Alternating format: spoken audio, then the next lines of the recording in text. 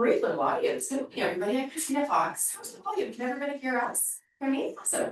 I'm CEO here at TechAlliance. Welcome to our space. If you've not been here before, feel free to sit around and have croissant and juice and there we go. Tana's got us covered. But I want to start off our day with a deep sense of gratitude for this land, waters, and resources protected by Indigenous people for centuries. And I want to acknowledge that this is the traditional territory of the Anishinaabe, Haudenosaunee, Lenape, and Arawandro. Honoring all original peoples of Turtle Island, TechAlliance remains committed to working alongside and in allyship with all Indigenous-led businesses to advance prosperity for the region's First Nations, Métis, and Inuit people. Still good? Okay.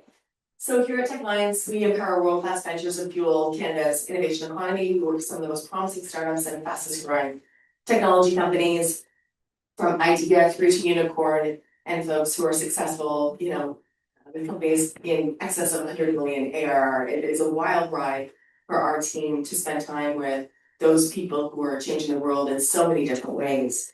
And so our organization really focuses on opportunity, supporting side-by-side challenges that entrepreneurs, founders, tech talent, and industry leaders face each and every day. And if you've got an opportunity or a challenge you're facing, there's probably somebody that we know that can support you through that with confidence and with confidentiality. So that's me by the way off script. I can't help myself. One of the really cool things that we do in our work here is operating like a hub system and a bit of the white glove for concierge to make sure that you are connected to the right people at the right time, whether that's access to talent, access to capital, even access to customers. We've always got an eye on who's doing what and how we can make those appropriate connections. And some of the really cool things that we also do in working alongside and the privilege of working alongside companies is operating like a bit of a cheerleader and a champion. London had been modest for almost too long.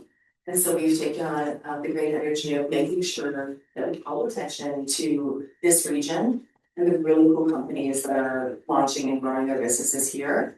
And so some of those ways that we help companies is things like, if you've got a really cool announcement, just DM us on our social accounts and we'll make sure we reshare or repost.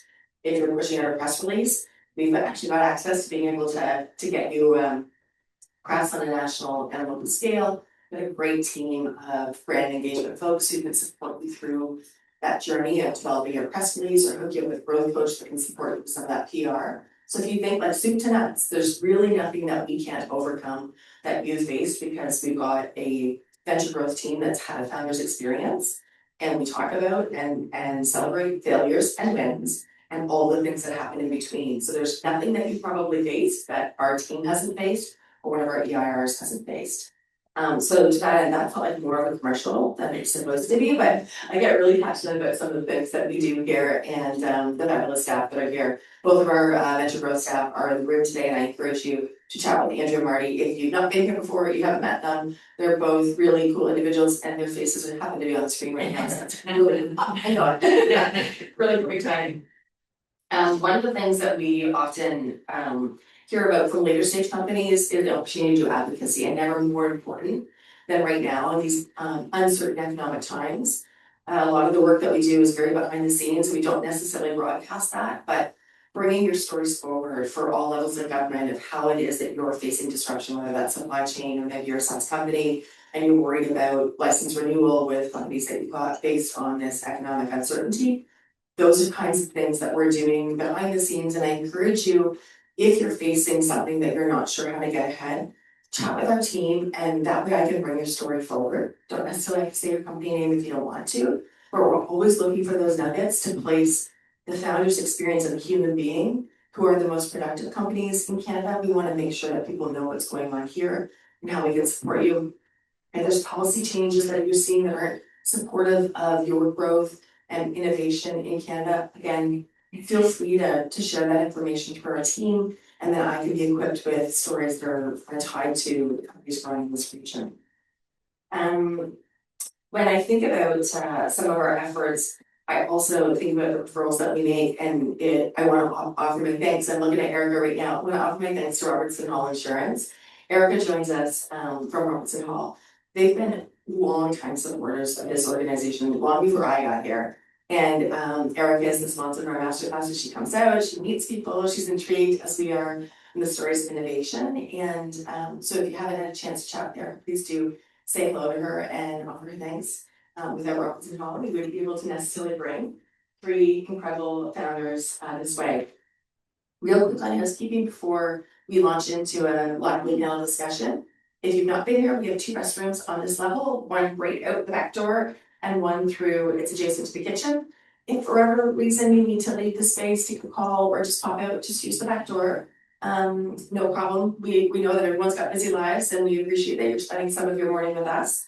And the last is we have a whole set of questions, but I'll be getting the time check from the team and we'll make sure that there's time left for questions. And if not, feel free to stay or grab another croissant, juice. If you want to stay for the rest of the day and take advantage of the hot desk space, feel free to do that.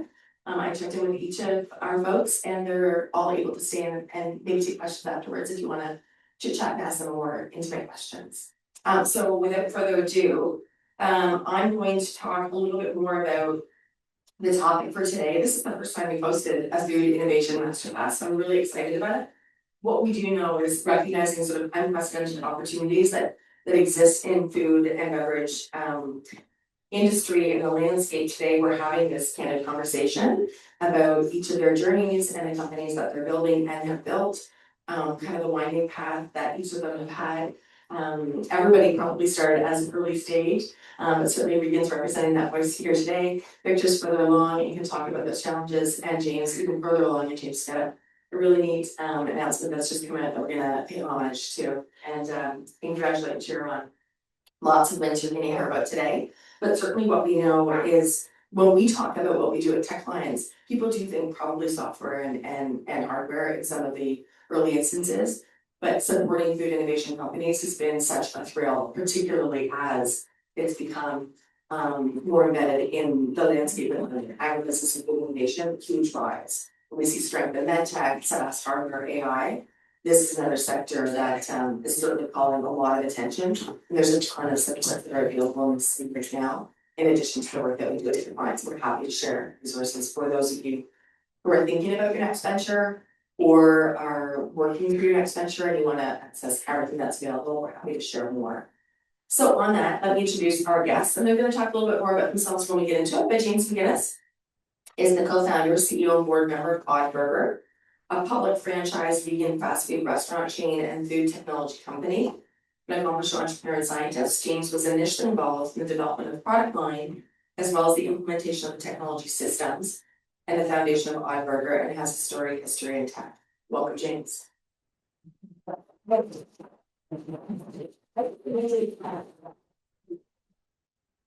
And also joining us is first-time co-founder and genetic scientist, Reagan Michiels, who leads the product development, marketing, partnership efforts for Easy Snack, a ready-to-consume, resealable, portable pouch aimed at helping Canadian adults reach their daily intake of fruits and vegetables.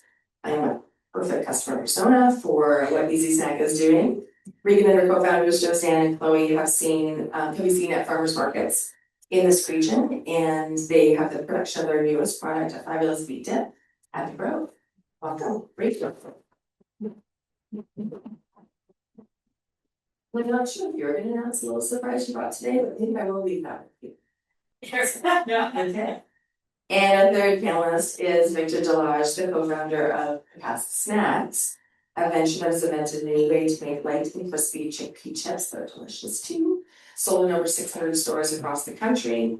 Peacasa chips are manufactured in a semi-automated facility at the Grove at Western Fair District. So you've probably met each other. Yes. Welcome back. Okay.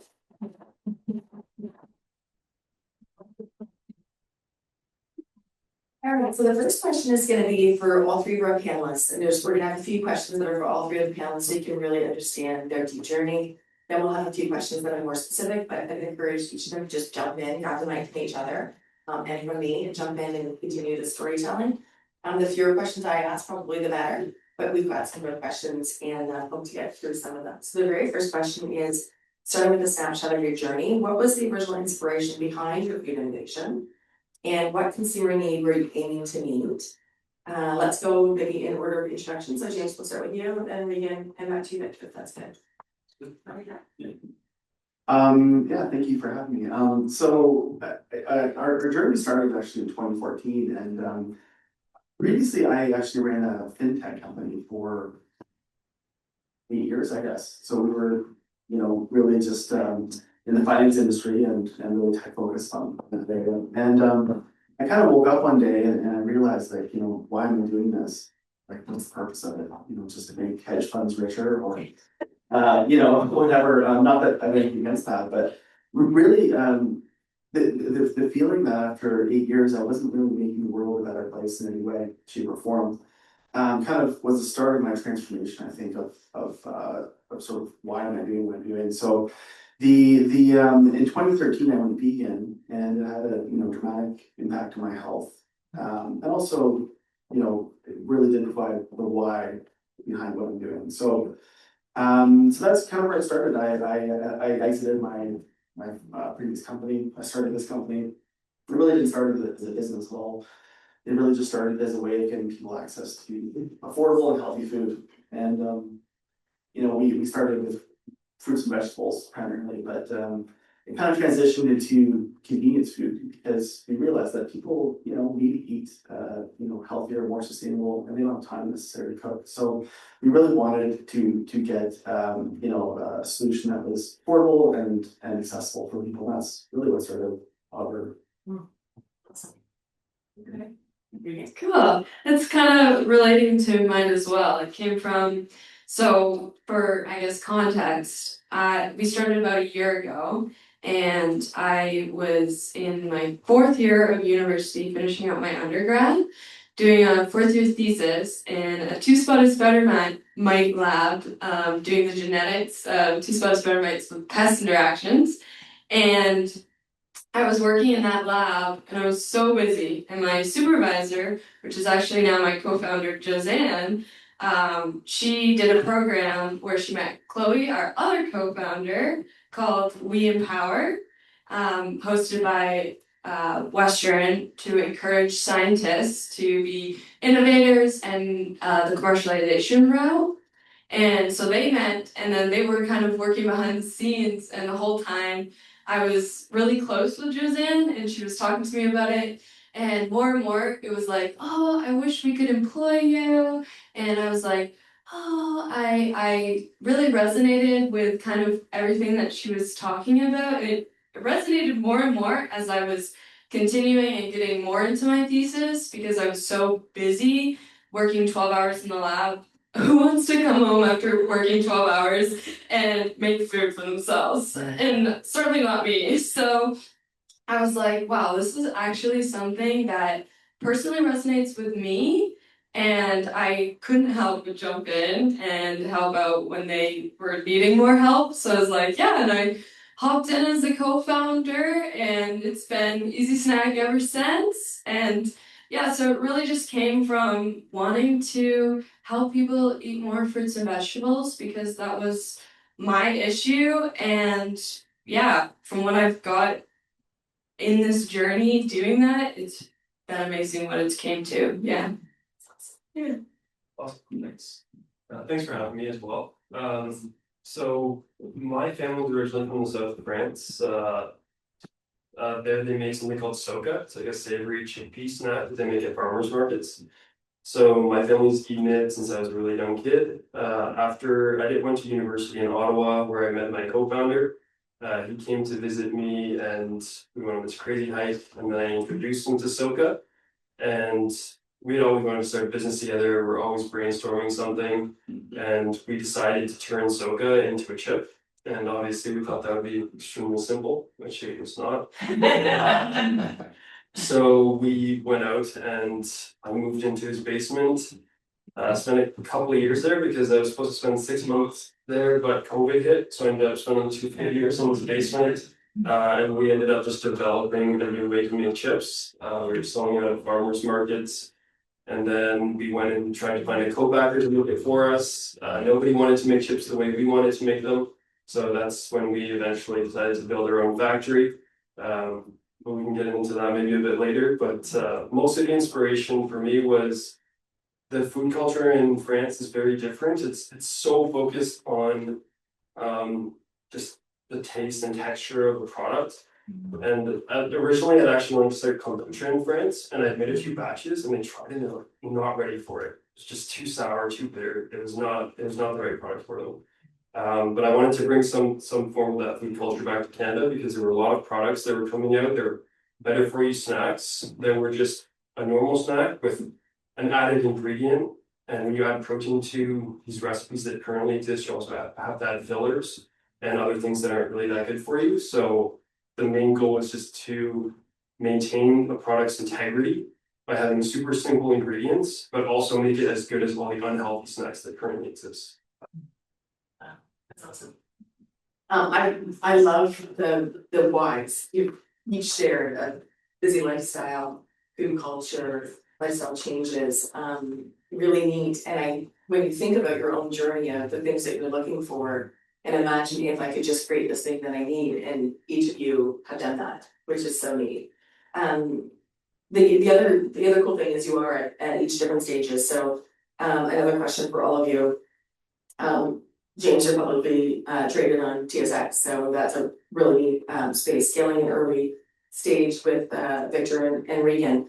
How do the opportunities or challenges around product development, market entry, and consumer education shift across each of the different phases? So James, why don't we start with you? Or no, let's start with Victor. And then maybe to Reagan, and then it's James. Is that okay? Sure. Just product development standpoint, we always wanted to make a product that was as good as an unhealthy snack that I just mentioned. So that was the real challenge for us, is to figure out how to make that happen, because we actually had to just invent a completely new way to make chips with a whole bunch of machines that had never been used to make chips before. Luckily for me, my business partner was worked for a data analytics company, so we had a lot of the stats on what kinds of snacks could do well. So we knew it was going to be a pretty good market fit once we figured out the right recipe, but that took a while to do. And in terms of market entry, the tricky part is when you tell somebody that you're making a chickpea chip, a lot of people cringe. So even at farmers markets or trade shows, we're like, oh, that's not going to taste that good. So that was our biggest challenge. Is in the market before us, there's been a lot of chips that have been developed that have high protein, or that are bean chips, bean doughs. I don't know if any of you have tried them. I wouldn't blame you if you haven't. Not being biased at all. But essentially, we wanted to make sure that our product had that quality, and the only way to really get the point across that our chips were tastier than a lot of the other products on the market was to sample. So sampling, and also the branding that we chose to go with was less focused on being healthy and more focused on being fun and delicious. Because if you focus on the healthy part, people will think it tastes healthy, unfortunately. And sometimes, a lot of the time, healthy does not necessarily taste the best. Not in every situation, but some.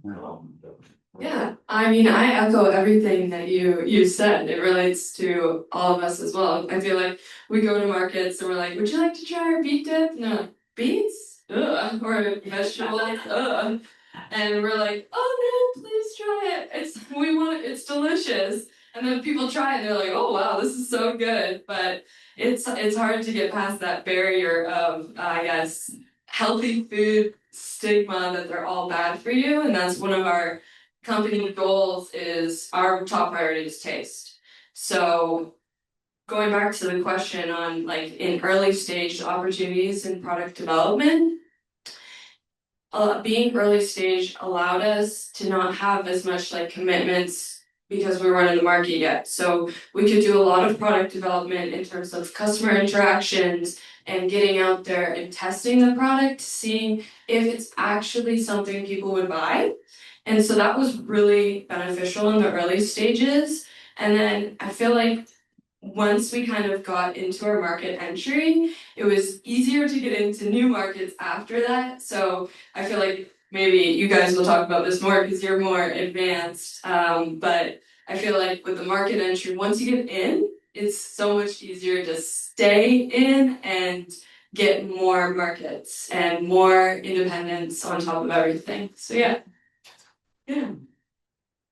Yeah, I mean, I guess I'm very like obsessed with data. I'm a very data obsessed person. Maybe it's my background in computer science, I don't know. But anyway, I built our company really to do exactly this, which is to find great products. And the question is, just because I think a product's great doesn't mean people will think it's great, or you never really know if it's great until people start buying, right? Because buying decisions is the ultimate vote, I guess you could say. So the way we really set up our company is that we have product development happening at our manufacturing facility, and the restaurants are really there to validate products. And if people like something at restaurants, then we'll maybe launch it as a special. Then if they really like it, we'll keep it on the menu. If they like it more, then maybe we'll bring it to retail. So retail is kind of like the last step for us in terms of the testing evolution, and this is what I always kind of think is such a cool thing we've developed is this testing sort of machine where we can take something from a concept, validate it, and take it to retail and then scale it. So we're kind of like now at that point of like taking certain products and scaling them. Like for example, we launched pizza at our restaurants, and we're selling tons of pizza now, which is surprising. And we'll probably launch frozen pizza at some point because we're selling so much pizza. So again, and sometimes you don't know if something will work until you try it. And farmers markets are a great way, for sure. We've kind of developed our own little ecosystem for that. But yeah, I think that's product validation is everything. Well, it's almost like a bit of the envy of like being able to bring something on the menu as a special, see if there's like it's the built-in testing, which is really, really neat. And I'd love for you to talk about how, beyond the restaurant, the franchise, and IPOing as part of your journey. I'm sure you'll talk a little bit about that. But when you think of food innovation, and Reagan, you were talking a little bit about that, once you're in the market, then you have the opportunity to expand. How do you build trust with your customers? And how do you work through if somebody doesn't taste at something, how do you get them to do a recurring to purchase and then a recurring purchase? So talk to us about how you built trust, and how you've had greater adoption at scale, or what it's like to get your consumer feedback when you see a recurring customer, particularly if you see them versus selling them in an e-commerce scenario. That's a whole lot of extra questions. Jump in on any everything you want to start, and then you guys just jump in. Yeah, so for building trust with customers, for us, it always starts with tasting. Because if you don't know the product, you can't trust us, right? Trust that the product is delicious and is going to fit in your life perfectly. And then, so on top of that, it's really building authenticity. Yeah, close enough. It's too early in the morning. So yeah, building that, like, showing that you're a founder with true passion for your product and what you're doing. I find when speaking to customers, more than just obviously first you go, what are we providing you? But also how did I get here and why am I like the person doing this? And I find it's building customer relationships that way is really I guess self-encouraging as well, and then it builds customer relationships, and then they want to come back for more and see your face, and you get to, the best thing is just talking to customers that you saw before and taste your product before and be like, oh, hi, good, how are you? And so yeah, like asking all the questions that also you use it as an opportunity to gain more about consumers and customers, and then you can create better products or improve upon your products for them. So yeah. Awesome.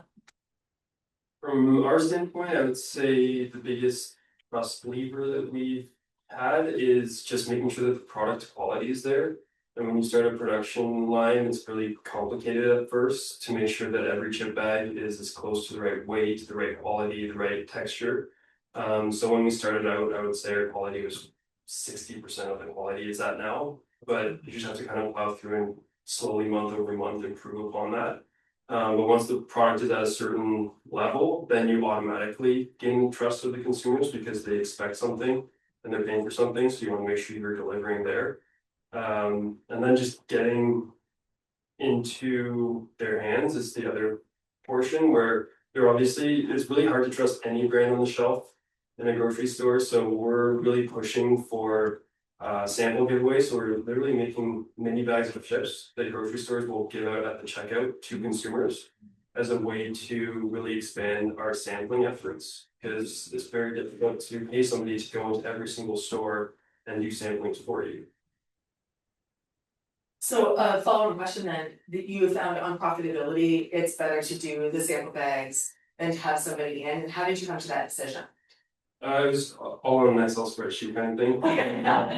But yeah, we're able to make like 7,000 mini bags in a day of production, and then we can distribute them. Like the shipping costs and everything is definitely cheaper than having, you're usually paying someone probably $30 per hour to stand in the store, and you're not hitting as many people. If they decide not to walk by you in the store, then the conversion rate is much lower. So if you're actually giving it out at the checkout, that's a really good way of doing things. There's also websites like Costco.ca and Natura Market that will actually be able to help you target what audience you're giving these samples away to.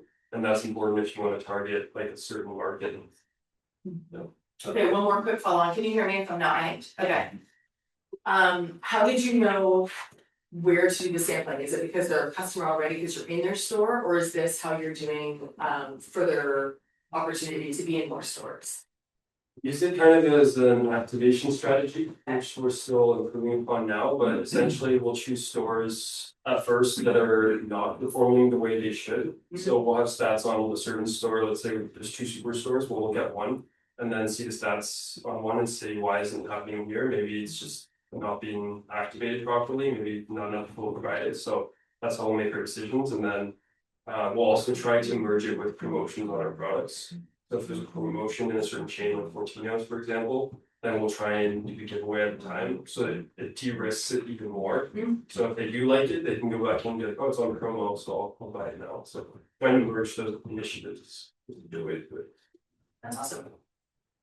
Yeah, I think I think trust with consumers is kind of one of those things which depends on the phase you are as a business, and we've I think now we're really focused on brand trust, because product trust is like kind of the expectation. Like people just expect that the product's gonna be good, something hopefully anyway, and that it has certain quality standards that you would expect, right? But the question is when people are walking down aisles on this products, why are they going to choose yours versus another? And I believe that comes down to primarily brand and your ability to customers on social media or other platforms. So we really always focus on our social media strategy, on our PR strategy, on our marketing strategy, and most importantly our branding, which we spend time and energy refining. So so when people see, Whataburger, why they would grab our pack of burgers instead of Beyond Meat or whatever, because these guys have a bunch of restaurants, and if I go on social media, there's hundreds of people talking about it, and they all say it's good, so I'll buy it. And I think that's kind of like the sort of late stages of how to build trust, and kind of what I'm really focused on now. Yeah. When you think of even carving out the niche market in an economy now that's flooded with better for you options, right? When there was a period of time where there was almost no options, and bringing new options to market that are disruptive, but also now where there is an interest in it. How do you continue to carve out? Is it for even from 3 of you, how are you carving it? Is it based on a customer persona? Is it based on marketing efforts? What are the things that I don't know that that's good for the audience to know? Anyone can jump in. Okay, so when we were first deciding what route to take, we knew we had our problem. Fruit and vegetables, we're not intaking enough of them, and we did initial research online that showed actually 74% of Canadians don't eat enough fruits and vegetables. And we were like, wow, that is a huge number. How do we help this problem? And what is like the best solution for that problem? And so we actually started with surveys. So we came out with a survey and we asked a whole bunch of questions about fruit and vegetable intake and why you don't eat fruits and vegetables and what are the biggest barriers to fruit and vegetable consumption and healthy food consumption kind of. And we actually found that the 2 biggest barriers were time for preparation and taste. So now I say when we're at farmers markets or something, we make delicious, ready to eat fruits and vegetable snacks for you to enjoy. So it fits perfectly in your life. And I feel like people are now getting busier than ever. And so that convenience factor is such a huge, I guess, selling point for us. And then also, we're just like all of us are kind of echoing that taste hasn't been kind of a priority in health foods. And I know me personally, I would buy health foods thinking, oh, I need to be healthier, but then they would sit in my fridge because I can't eat something that tastes bad, right? And I feel like a lot of people think that way, so why don't we prioritize taste first? And then it's that balance between what's the best taste for the best nutritionals that I can get. And so that's kind of what we've been trying to do our whole, like from the beginning, is find that perfect balance for our customers and yeah, go from there. Yeah, I would agree. Definitely taste is really important. We're also trying to carve out a niche. It's becoming less and less of a niche with all the protein chips or snacks that are coming out. You see protein literally everywhere. So that's why we've kind of pushed, like we're still hanging on to that, but we're focusing as much on that as in our branding. We're trying to make it seem more fun and delicious, which is just as important. But in terms of really finding a niche, I would say our next objective, which we haven't done that well, and James said correctly, is focusing on the branding. Because the branding is going to evoke an emotion. And if you do your social media and marketing properly, you can kind of create your own niche of like based on your attitude, I would say. And that's kind of how you would differentiate enough is when people can relate to your brand or like what you're doing. That's when you can really carve out your own section of the market. Yeah, I think for us, our focus is really on the value prop for the consumer, which when you think about it is just cost and quality. You know, so we're trying to get something that people can say, hey, this is cheaper than an alternative, and actually has better ingredients, so why not buy it? You know, you have to give people every reason to buy something. So it's cheaper, better quality, easy to cook, etc. Then that's a winning combination in retail and in restaurants too. So you know, our focus has always been on affordability. With our retail products now, like we're cheaper than Beyond Meats considerably, we're cheaper than Impossible Foods considerably. Our ingredients are better. It's quicker and easier to make. It's microwavable, which is kind of neat. But you know, there's like certain things that make it unique that can appeal to people that can't necessarily afford to eat healthy. So affordability is a big deal because you know, unfortunately, it's hard to keep things affordable for people and healthy. It's kind of this combination that's elusive. So we're trying to solve that, and there's solutions, you know. And as you scale, there's things you can do to you buy more, and you have that distribution and all this stuff reduces your cost and et cetera, et cetera. But I think that's our biggest differentiator. Now, did you enter the market with affordability? And in the case of the both of you, do you feel like you have an affordable option? Is that a dream to have greater profitability, but also affordability? So you entered them, you wanted to be affordable. Yeah, like we entered with affordability right from the start. And I think we can still continue. I think we can still drop price a bit too. Okay. But yeah, I mean, we're just going to keep pressuring to make it more affordable because if it's cheaper, you'll sell more. Yeah. Without a doubt. So Yeah. it's just easy for that. And so when you both entered market, how did you feel about your price point and how did as far as the consumer demand and what they would expect based on adjacent or close enough products to what you brought to market? Yeah, so for us, it was like, 'cause we're all scientists, all three of our co-founders are scientists, so figuring out the price point was actually a struggle for us, not knowing kind of that business background and where to, it was like, we know the margins, but what is actually a good margin and what can I actually sustain my business on?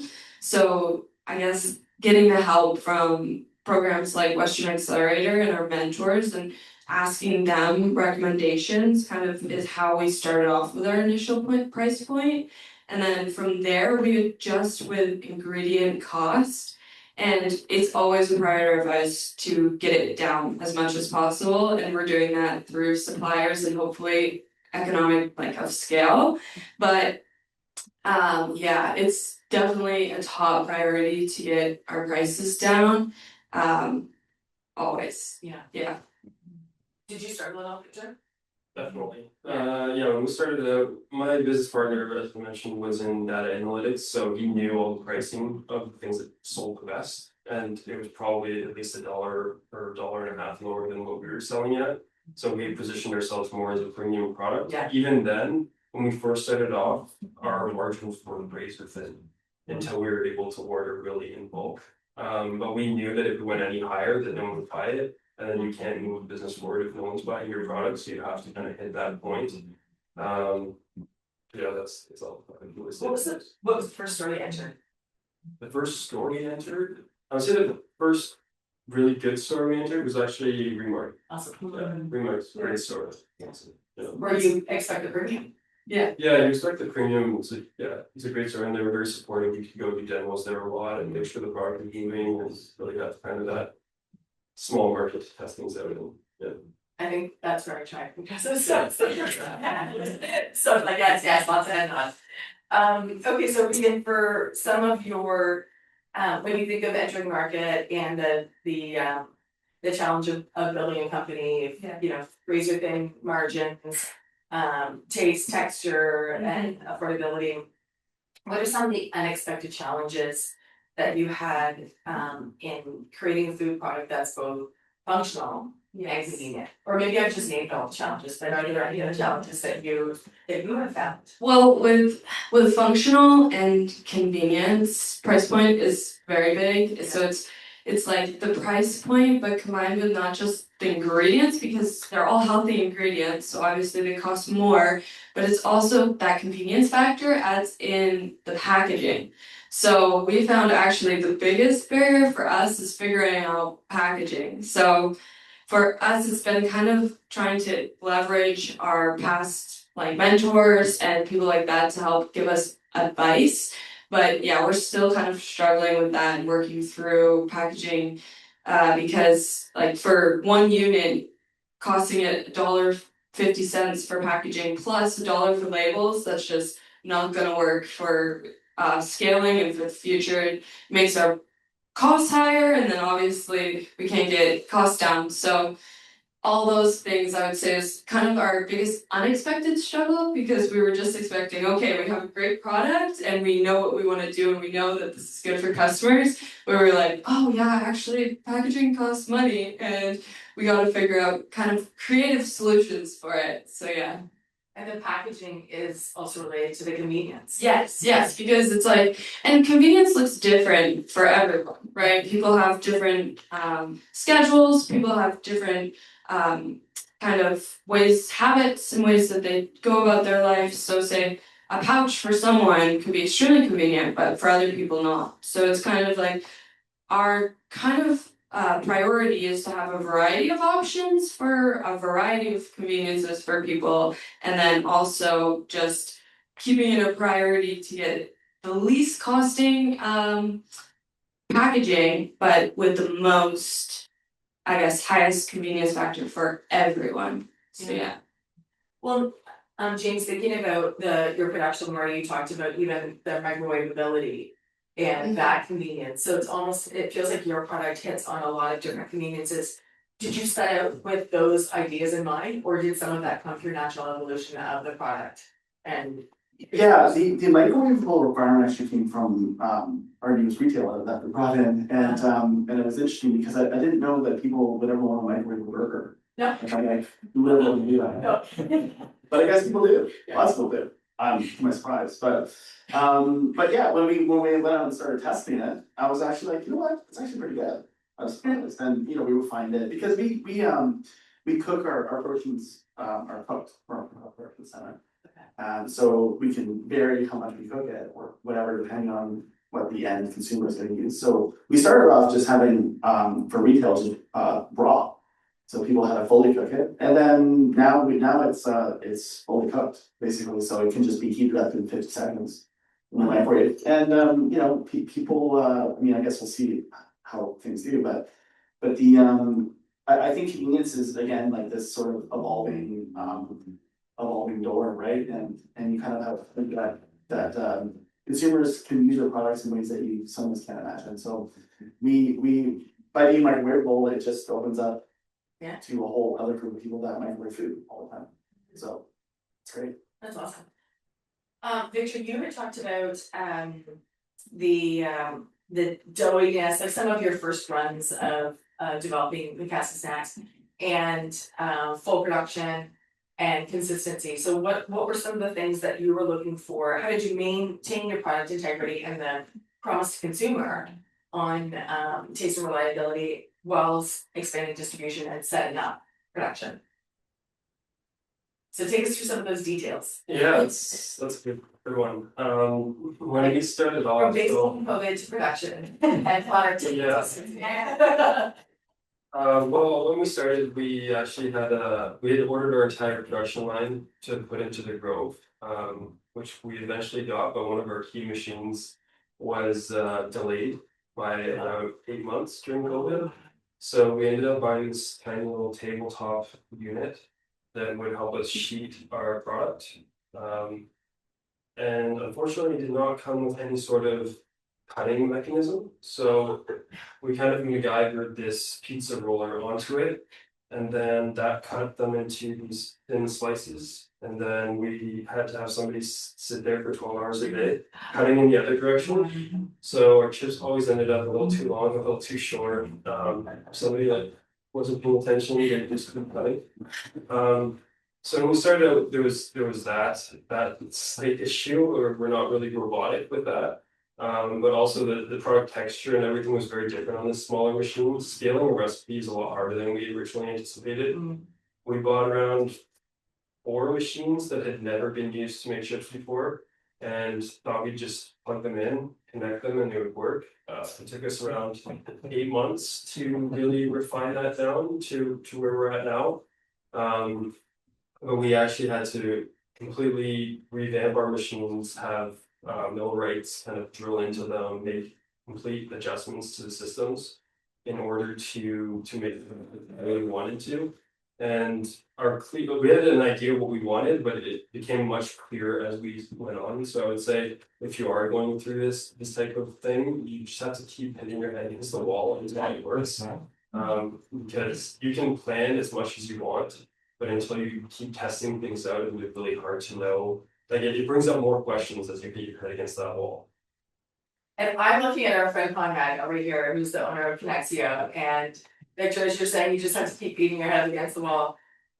Conrad's business is like modular automation, and I know I didn't quite get the proper language, but I think what it would have been like to introduce Victor to Conrad back then, when you were cutting too long and cutting too short, and thinking about technology that's in London that could actually help that kind of food production, because that was when you were talking about your story and that you had to figure out food production, that it started with wanting to bring good quality cuisine to the Canadian market. Never did you probably think I'm gonna have to figure out production and building out.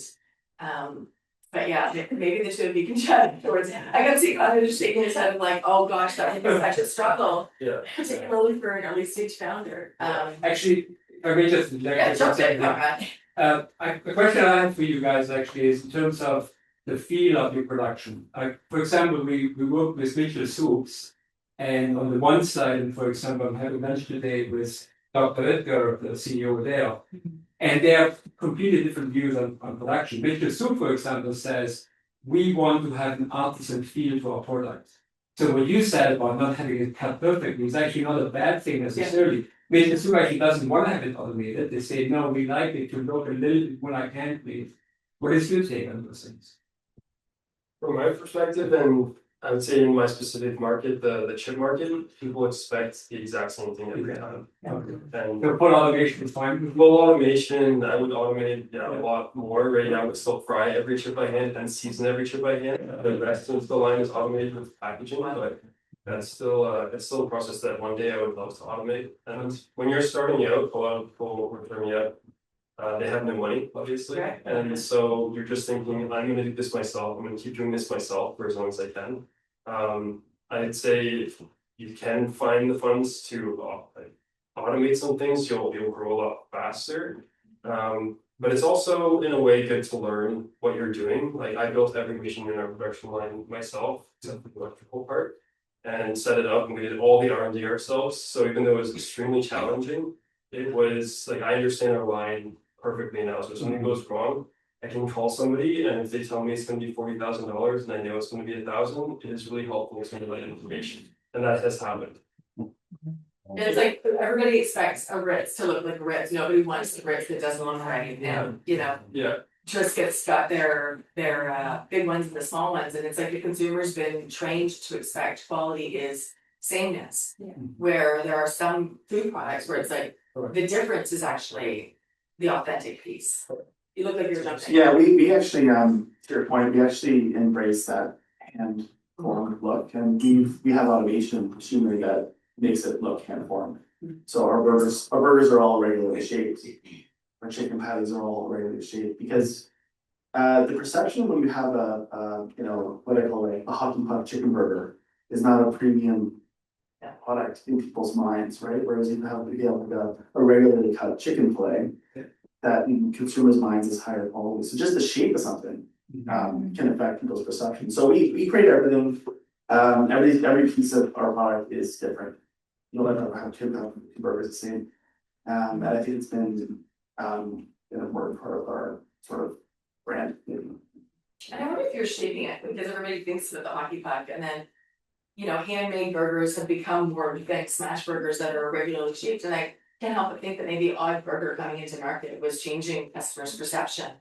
If it's premium quality and it's not costing more than the puck, then maybe people are interested in that. I'm giving you props that maybe you changed the mindset. Anything else to add before I jump in on a different question? Yeah, I would just say, like, for us, we're all about quality first, and then obviously we're small batch, just the three of us, plus helpers if we get them. So yeah, it will be vary from batch to batch, but as long as the quality and the taste is there, then we're very happy. So it's like I kind of relate to both. Yeah, perspectives. Well, and I also think it's like the noise that we made when you were talking about the frying and the thank you. Oh gosh, the word is missing. There's probably some in the room that were like, oh, like thinking on profitability, and some were probably saying, oh, thinking, oh, I love that it's still there's that human touch. So it's the both sides of that, from the perspective of building your company and having that consumer connection, but also thinking about it from you still building a business, you still have to make money, and you still want to have economies of scale and wide distribution. Yeah. James, so you've gone from startup to IPO, you exited a company before, and so you're into this sort of second round, completely different type of company with a different why. At what point did franchising come into the mindset for your growth strategy, and when did frozen retail products come in to the strategy beyond the restaurant for the right growth strategy? And were there any pivots where you're like, we're gonna take this risk, and did it pay off or not pay off? Yeah, I remember so to start with retail, you know, we were gonna launch retail like before COVID. Yeah.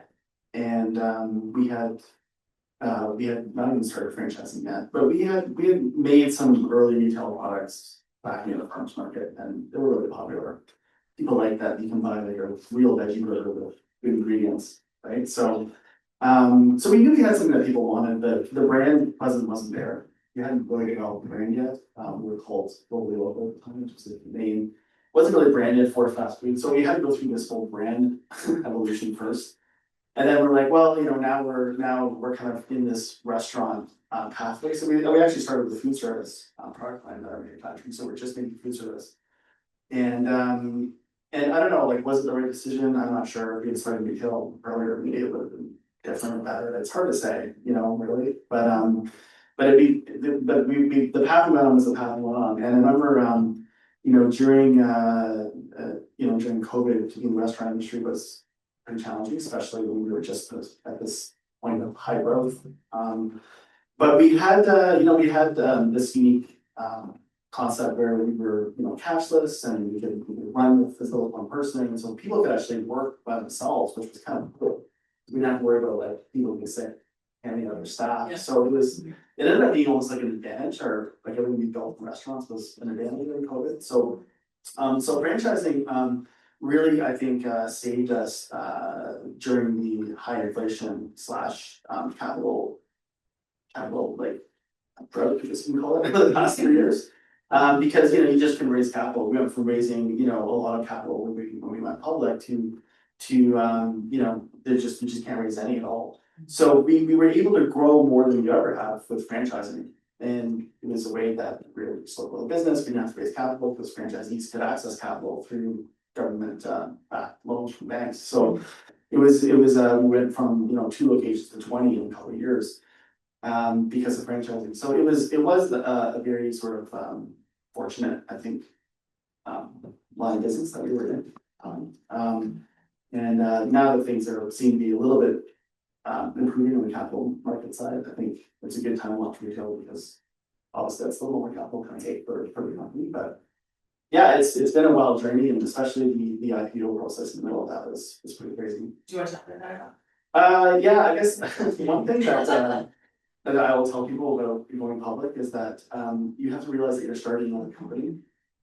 And people don't realize that when you're a public company, it's like a different business because you have like this thing called investor relations, and you have investors, which a lot of investors don't even necessarily care about what you're doing or your business. They just like your stock and you buy it based on your chart or based for other reasons than your business. So all of a sudden you're having to connect with people that may not even care what you do.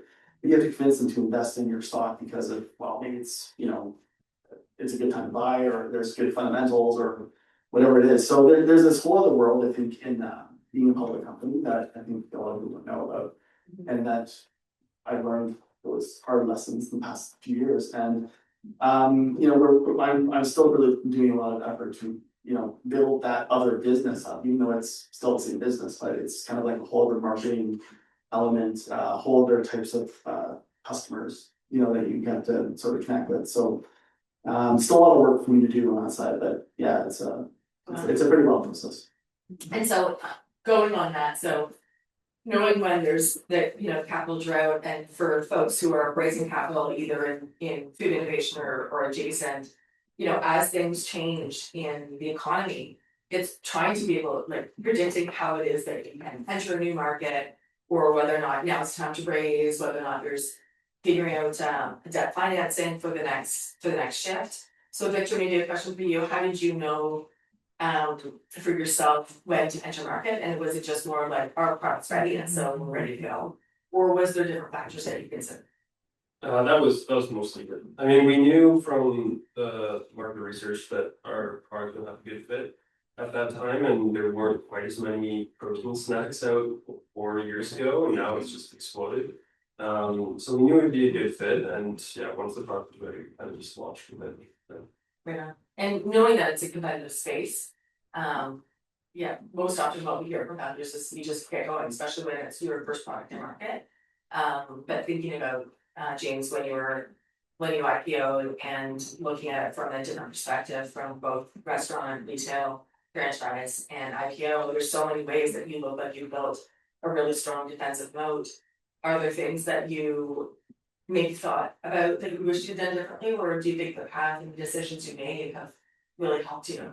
I'm never one to like live in the past or like live in my decisions, and because whatever you decided has got you here today, and whether we're still in business, so obviously you've come a long way, but I think the decision obviously to go public is a huge decision for a company, and you have to make sure you do it at the right time.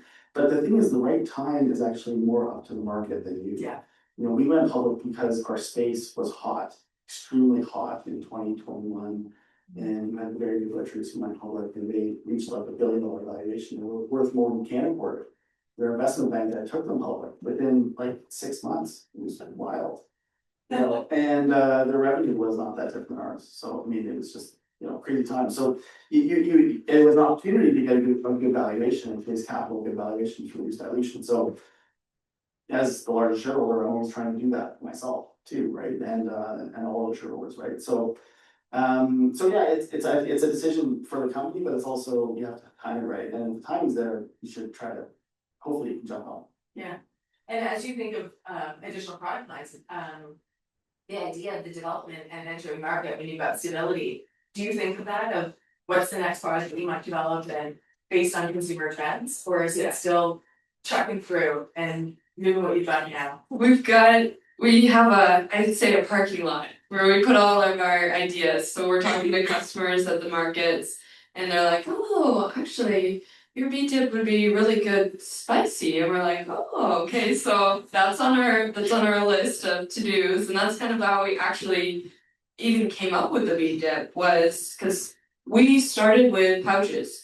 They're just fruit veggie pouches, all in one nutrition solution with protein and fiber added. And then, so we kind of hit a road bump with those because we needed shelf stability.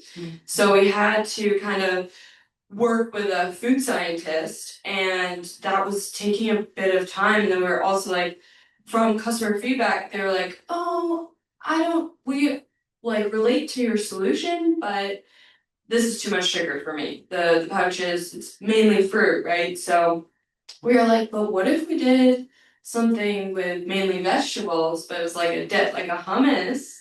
And so then we just started all in trying it, and then we came up with our beet dip that now we are that's the one we're rolling out first with, while we're still doing formulations with our food scientists with the pouches and getting packaging and shelf stability under control. So yeah, and then when we're at markets and people give us suggestions, we're always writing them down. We're always like, okay, when we have time next, this is what we can do. And really, once we have the rollout of everything that we have right now, then we can start focusing on new ones and even seasonal ones. We're trying to come up with some seasonal like limited time jobs. So yeah, we're thinking that'll be fun. You've been there, done that, James, with your options. Oh yeah, many times. Yeah. Still doing that. So we got a bit of a thumbs up on a time check, so I'm gonna go in with the last question. And then we can take some questions from the audience, and then feel free to stick around. So if you had to place one bold bet on the future of food innovation, what would it be? Shake the magic 8 ball. For us, the future is going to be automated restaurants. Wow. So right now we're working on actually with a local robotics company to automate. We're going to start with the automation of the garnishes.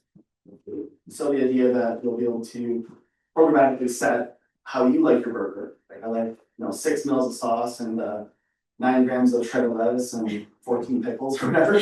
And but you'll be able to get that made exactly the same menu on burger, just through the app and phone. And you can share your recipes and do all sorts of fun stuff. We could write little hearts for Valentine's Day on our fries, and there's the really interesting things that is the robotics industry and AI is investing. So Oddburger will really become the robotics and AI company in the near future, which to me is the future of restaurants. It's like so much more advanced than when you go to Domino's. You can have a little bit of extra cheese or a lot of extra cheese on the app. This is way more. Yeah, but it's consumers just they want consistency, right? And no one can actually get it.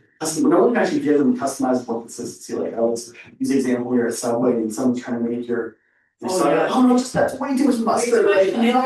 No, it's too much, and you know how much you want, but it's hard to explain to somebody. It's hard to get what you want for some reason, and the only reason is just technology. So that's more. I want a little bit of lettuce. Right, exactly. Yeah. That's awesome. Okay, and either one about your own company or about another company. Okay, so I would say, well, health foods in general are obviously becoming a lot more popular. But, and I mean, we're all in that space, right, with healthy convenience, and that's becoming really big as we get more busy in our lives and feel like everything's on the go, running, and no one has time for anything anymore. But my biggest bet would be, honestly, brands with community.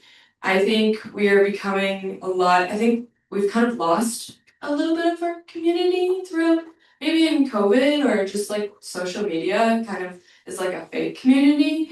So I think building a real, honest, and authentic community will drive your brand and food companies the strongest because people want to relate to something. And like Victor was saying with the emotions, you want to evoke that emotions with your customers, and the best way is community. And honestly, that's the best part of being a co-founder and having this brand is being able to come to these events and have all supporters here, like Judy from Trust Me Auntie, who we've connected with for several months now, and our mentors, and like the Western Accelerator space was all just like honestly the best part, and we would not be as far as we are today without that community. So I'd say definitely I would bet on the community. That's awesome. Yeah.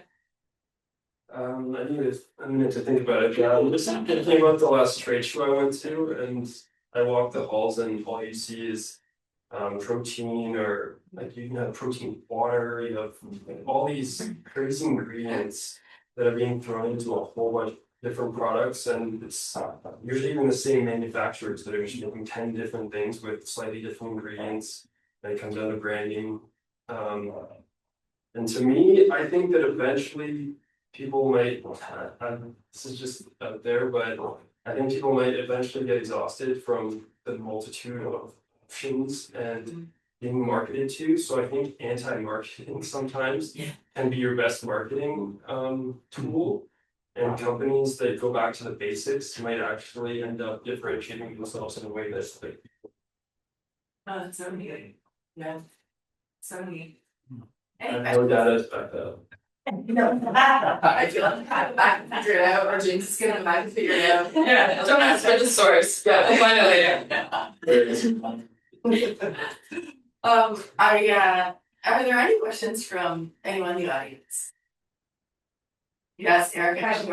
I think one of the big intimidating factors for me when I look at food-based companies is food waste and how you handle that and how you predict, what that looks like in terms of your costs. And so Taylor kind of touched on this when she talked about the shelf life of things, but for you two, in your experience, how do you plan for that? How do you, if you make too much inventory and it goes through, how do you plan for that?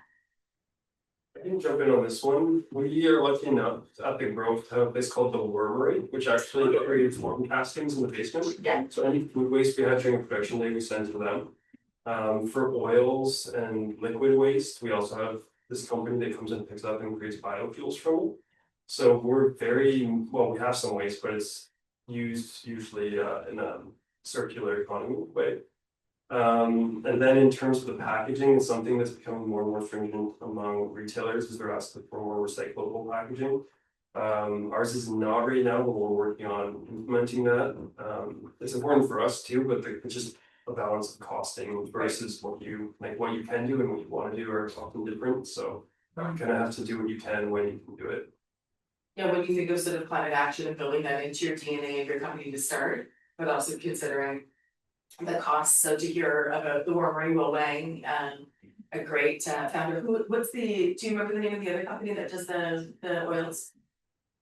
Davidson Environmental. Okay, cool. Yeah. Yeah, I mean, for us, food waste is something that we thought about kind of since the beginning, I think. And we, again, I think technology is sometimes the answer to this, and for us it was.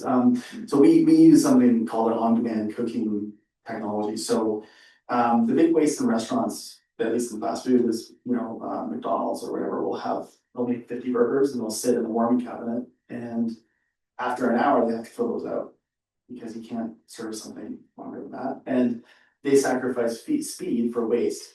So in other words, they accept that they're going to throw out 10% of their burgers, but they're going to serve customers faster. So that for them is a risk reward or cost reward sort of analysis. But I never liked that sort of model. And I always thought that customers want food that's made for them fresh, not just made an hour ago. So we kind of we really looked at it that we want to have something that is made on demand, so that we're not making extra food, and therefore our waste levels are almost zero. in our restaurants. We're pretty much zero. Any comments about waste? Yeah, just trying to eliminate as much as possible, really. And yeah, the recycling of the waste, like all of our peelings, we go to Terra Optima and like companies like that. So yeah, just trying to recycle and always keep sustainability in your mind while building the business. But it is a balance of cost and sustainability for sure. Yeah. I feel like the consciousness of food innovators now is probably different than it was 10 years ago. And you were already thinking about you're building your business, but it feels like that's part of, if you're gonna be a food innovator and building a food company, it's really thinking about those things at your beginning, where I would say that's one of the major changes that we've seen in food innovation and the conscious consumer who are demanding that. Yeah, Melanie. Hi, Melanie from Blur Nonprofit Network. I'm wondering, you all seem very socially minded people. And so I'm wondering if you have any social impact strategies that you've implemented and why you've maybe done that. Is it for marketing? Is it for building your brand? Is it for building that community? Or is there another reason why you might have done something like that? Yeah, we do a lot with vegan charities and vegan mission driven organizations, just because that's sort of what we do, right? And we don't do it for marketing reasons, although there are marketing benefits to it. But we do it because we're really just trying to help animals and help specifically like sanctuaries that need capital money to care for animals that they couldn't otherwise, and they rely on donations. So every store we open, for example, we donate a percentage of sales to the sanctuary. We have regular events at restaurants where we'll partner with these charities to help raise money. But it's an important thing to do, I think. But I think it also has to be authentic, and I think a lot of companies, do these things just to greenwash, so to speak, and I hate that. I hate that sort of that happens. So we really just try to do it for the right reason and just doing it because we believe in it and want to help, and that's it. Anything else? I mean, we haven't done a ton, but we do work with Hutton House, which is in the Grove, and we've donated product to them before when they're in need. Sometimes when our shelf life is too low, we sometimes give it to them as well. So definitely prefer not to waste. I'd say that's most of what we would do. We've also worked with them for hiring, so they have disadvantaged workers who are looking for work. So we've worked with them on that before, and they've worked out really well.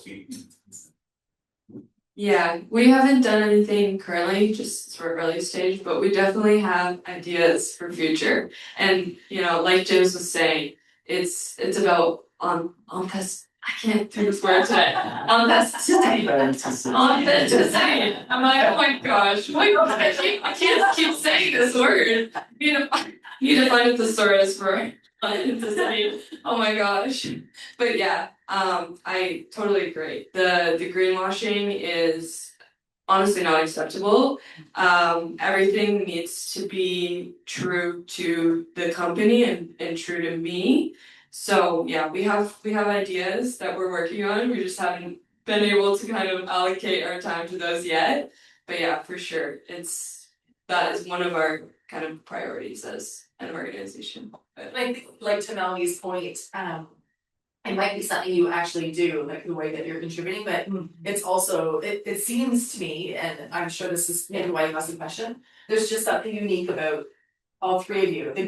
The sameness is the uniqueness of how you're approaching your business and the world, and the beginnings of your company and what you stand for and what you don't stand for, versus something that you're doing as an act, whether that's a charity. It feels to me like in the way that you told your stories, I got that sense. And much Exactly. Yeah, it's not just giving a charity, but providing a decent wage for your employees. Yes, right. Yeah, building that community and all the ways that you think about that social impact. So just it's like the cherry on top. Yeah. Yeah. No, thank you. Yeah, question back. Hi, my name is Gordon MacArthur. I'm the owner of Hayden's Creamery, also at the Grove. I was in orthopedic surgery for 36 years, so I took on this food business in 2020. My question is, at what point do you make money? That was not the real question, but it is a real question. I'm surprised how much there goes in. I could change the human body easier than changing a dairy ingredient into our ice cream.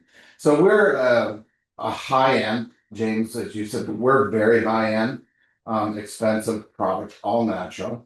And it tastes so good. Thank you. Yeah, it does. But our issue is that I believe is our issue is that people buy something like that product, whatever's close to them. Do you know what I mean? They're not going to drive from Masonville to my store at Piccadilly. So they'll choose a marble slab, which is hopefully there's no owners here of marble slab, but it's not even close in the product comparability. So my question is that we've done this big investment. We've finally gotten our dairy license to now be able to wholesale and send our product out there. And you've all talked about the things that you've done, whether it be marketing or sampling, Victor, that you talked about at Remarks. And there's so many things you could do from automation and that. How would you spend your dollars? If you could go back in time to that beginning after you got out of COVID, Victor, and your work, I'm not going to work on any machinery. Right? That's just not the realm of my thing. But my specialty should be in selling and talking to customers. But where would you really go back and invest your money heavier than trying to do all of this? We're buying equipment that costs you hundreds of thousands of dollars. And if I didn't have money from selling another business, I don't know how people would fund something like this. So what do you suggest where I'm at this point, whether it's franchising or is it all of these things, or where would you target your resources? Yeah, so I mean, we just became profitable. So that's really encouraging. It's only been 9 years, so I got an IPO to become profitable. But yeah, I mean, to be honest, there's I think for us the realization is there's two things. Number one, is your gross margin there. And that's the first thing to look at. Like, what is your gross margin? And if it's not good enough, then that's a big problem. Right. If it is, then you just have to scale it, obviously scale your revenue. But I think the mistake people make is they try to scale the revenue before they have, I think, figured out their gross margin. And is that actually your gross margin? Is that actually what you're making? Yeah. So we spent quite a bit of time refining that until we had a gross margin that was around 40 to 45% for us. Yeah. And then now we're just scaling it, and you run the machine more and it's just making more money. So I don't think it's a complicated process, but it is complicated in that how do you scale the business, how do you market it, how do you get your gross margins there? So that's the hard part. Those are the two, simplest explanations I have, I think. Yeah. Well, I like what Victor said, with the sample packs, and that, got me thinking, could I do the same thing? Because it costs you a lot of money to have somebody to stand there, and I'm certainly not going to be doing it on the Saturday. So, but what is the one thing? And that's a really good point to what you said. I think we have a pretty good understanding, I believe, of our gross profits. But then taking those dollars and scaling them, and where do you invest that?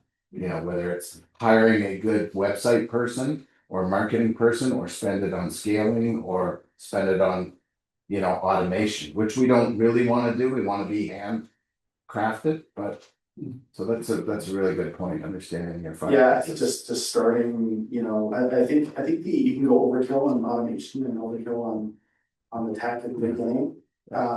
Automation is just gonna make your gross margin better. Yeah. So that's well, it's simple as packaging, right? I gotta buy 10,000 packages if I want to make it all one flavor. And I'm sure you're going through that. Instead I've got to buy one package that I can label, right? But then that becomes time consuming and it's a waste of money. I've got kids sitting there labeling and writing on the packaging. But I don't even have the space. I had to buy space next door and grow just to put my stuff in. These are all the questions that was much easier selling orthopedic implants, trust me. That is helpful. Welcome to Startup Life. Yeah, no, yeah, right? Wow. No. Yeah, and like on the community piece, Yeah. like I think of Haven Creamery, like that's a destination where as a consumer, I really like the experience. I like the taste. And if I could conveniently purchase that, or like Shaw's ice cream as a competitor, you know, I'd be all right to drive it to Port Stanley enough Right. to get my Shaw's ice cream. When they put it in front of me, I'm like, let's go. When they put it in Food Basics, I'm like, even better. When it was in my proximity and I could have the retail experience because I knew what I liked. Yeah. It's making that switch from simple, like your packaging and your labeling to getting into the retail location. And I think there's probably a ton of learning.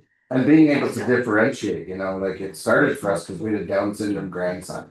And we got reading about food colorings and things. So like a Shaw's uses food coloring Right. and flavors. We don't do any of that. So I have to use, you know, $80 worth of strawberries to make one pail of ice cream. Shaw's can put in 4 drops of flavoring and 3 drops of coloring, and that's their ice cream. And so we did that because food colorings, as we know now, are, you know, carcinogenic. So that's why we got into this business. How do you differentiate it? Like Victor, you mentioned it. Now everybody's got protein. You know, we talked about doing that on our ice cream, right? Throwing in some protein powder, making it a protein healthier while we're still using white sugar. How do you differentiate it? Because your product is superb. You know? Now I get the free samples as I go. That's a great question. I think it's something we're still working on, is figuring out kind of what our brand identity is, but differentiation for us is likely gonna end up coming from the feel someone gets from the product, which is branding and marketing. So I think sampling side, I think it's a great idea to make little ones if you can and give them out at events that are targeted around your locations, which is something we're starting to do as well. Yeah. We're working with a company called Activate Your Brand, who's going to be giving out samples at Lululemon events, at like the marathon in Vancouver and things like that. Things where, like in locations where we know we have a lot of stores, so if they do like it, they can go and try it. But I think from your side of things, there's a few different ice cream brands, and maybe the thing that sets you apart is the fact that you're more artisanal niche. Yeah. And so playing with that on the social media branding aspect could work well. Yeah. I know my business partner is always sending me content about things we should do, but there's people who make very simple content of, hey, this is how ice cream is made. This is what my day looks like when I'm making ice cream, and just really playing on that artisanal side and pushing it out to people can be really effective. Wow. Obviously it's up to you, but I think making sure that people know who you are in some way, likely social media these days, is way. So Thank you for the. yeah, we're definitely still working on that too. Please have a look at our Instagram page. Just to be close. James has ruined my day. She got profitable. It's real. I was retired and did this. My wife was like not happy. Yeah, it's a great journey though. Yeah, it's still fun, but expensive. Any other questions? Well, on that, I would offer my sincere thanks to all 3 of you. Sometimes digging in on a story behind something that is a household name or soon to be a household name is an awful lot of fun.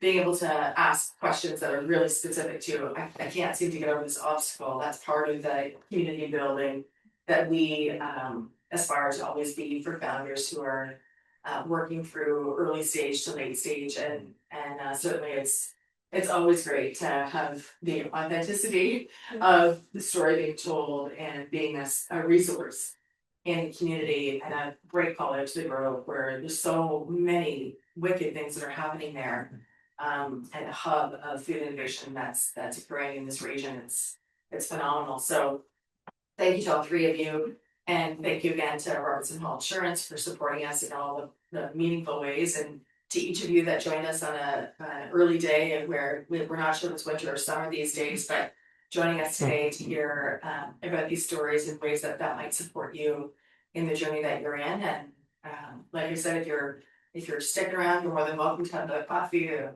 pastry. If you're looking for a hot desk spot, I know Lauren's head back downstairs. She could lead the way. If you wanted to, we're happy to do share that as well, but my thanks to everybody today and thanks so much for doing this.